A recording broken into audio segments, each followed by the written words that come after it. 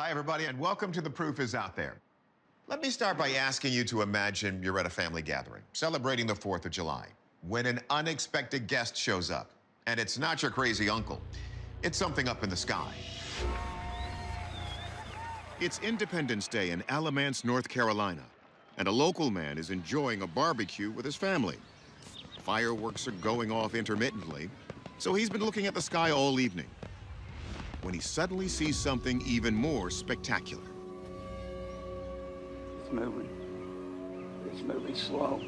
It's a classic orb-shaped UFO, the kind we've seen in several videos. Some real, some fake. And what makes this footage extra special is that it goes on for more than 8 minutes. God, I wish I had some binoculars. Now look at what happens here at the 6.5-minute mark. Oh, wow.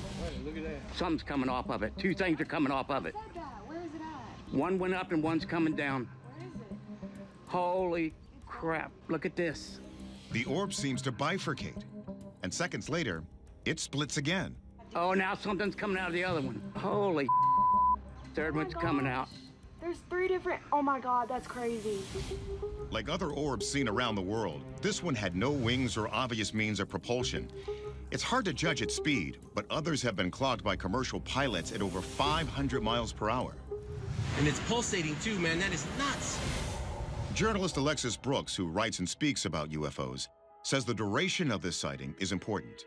Some individuals that have long contact encounters, that is, exceeding 5 minutes or more, may actually be having a literal contact encounter without them being consciously aware of it.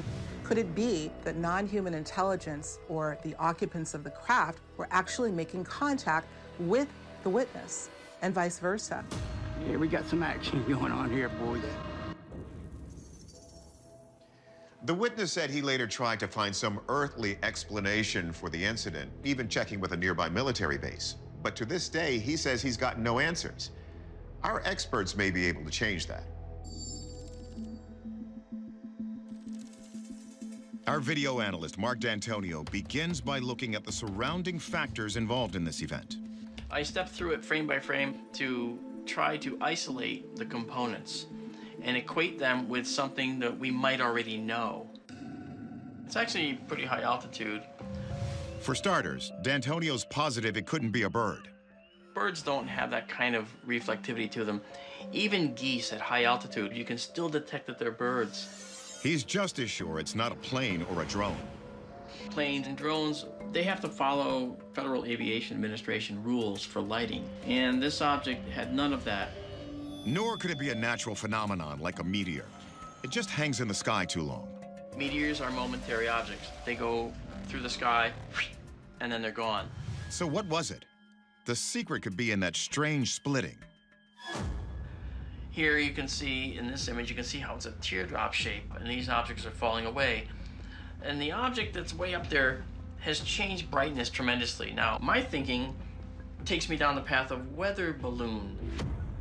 It certainly wouldn't be the first time a weather balloon was mistaken for a UFO. In fact, the government initially claimed it was a weather balloon that caused the Roswell incident. But that still doesn't explain how this thing could split apart and move off in different directions. I would guess that this is a weather balloon where whatever was attached to it broke off.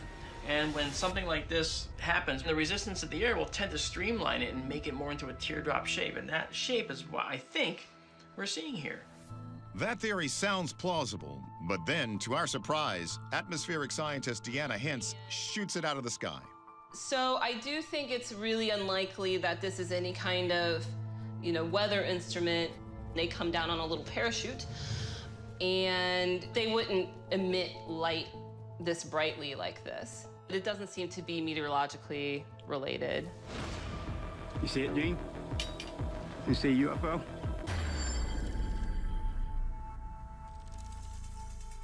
So, America, is it proof or not? It doesn't appear to be a bird or a plane. Could it be a weather balloon? Maybe. But a local weather service later told the witness there were none in the area. Until we get more solid information, we're going to call this a genuine UFO.